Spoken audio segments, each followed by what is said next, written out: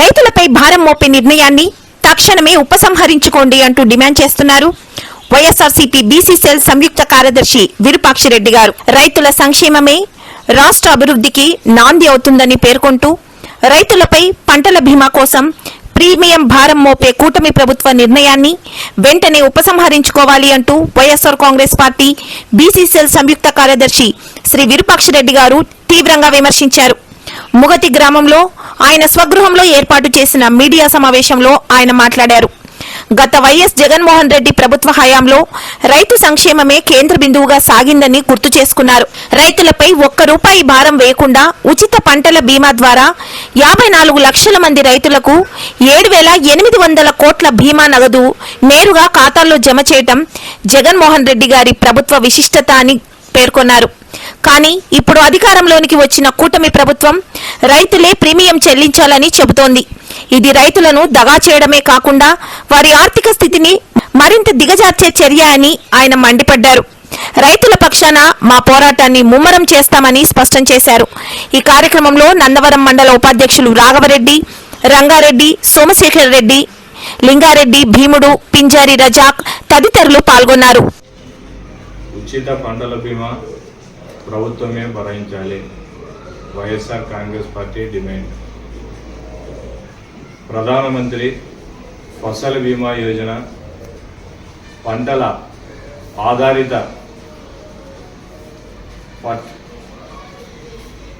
పంటల బీమా వాతావరణ ఆధారిత పంటల బీమా ఇప్పటికే వ్యవసాయం మొదలై విత్తనాలు నాటి వర్షం లేక పంటలు వాడిపోతుంటే ఒక పక్క వరుణి కోసం రైతులు ఎంతగానో ఎదురు చూస్తుంటే ప్రభుత్వం మాత్రం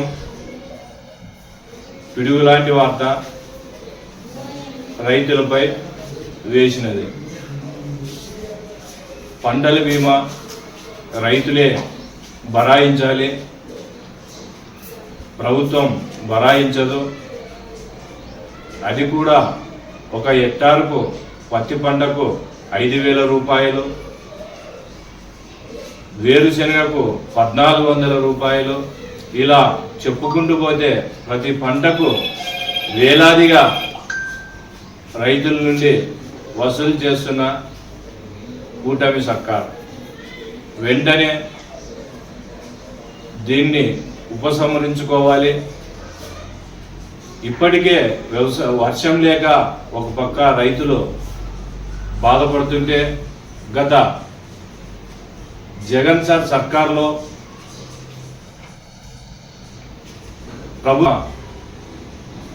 ఈ క్రాప్ బుకింగ్ ఆధారంగా ఏ రైతు వద్ద కూడా ఒక్క రూపాయి కూడా తీసుకోకుండా ఉచితంగా పంటల బీమా చేసిన ఘనత గత జగన్ సర్కార్ది.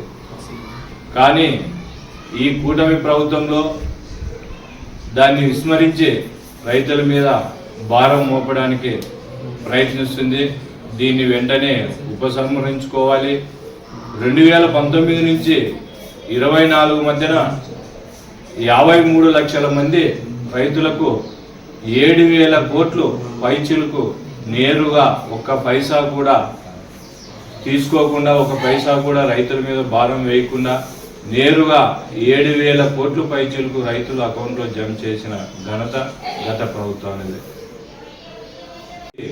నిరసన తెలుపుతుంటే ఇంకో పక్క మామిడి పంట ధరలు లేక రోడ్డుపై పారేస్తుంటే, ఇంకో పక్క గుంటూరులో మిర్చిని కొంటామని చెప్పి మద్దతు ధర ఇస్తామని చెప్పి సాక్షాత్తు చంద్రబాబు నాయుడే పేపర్ ప్రకటన ద్వారా తెలియజేసిన ఏ ఒక్క కింటైనా రైతుల వద్ద కొన్నావా, లేదా ఏ ఒక్క రైతు కన్నా మద్దతు ధర ఇచ్చావా, లేదా డబ్బు ఏమైనా జమ చేసావా?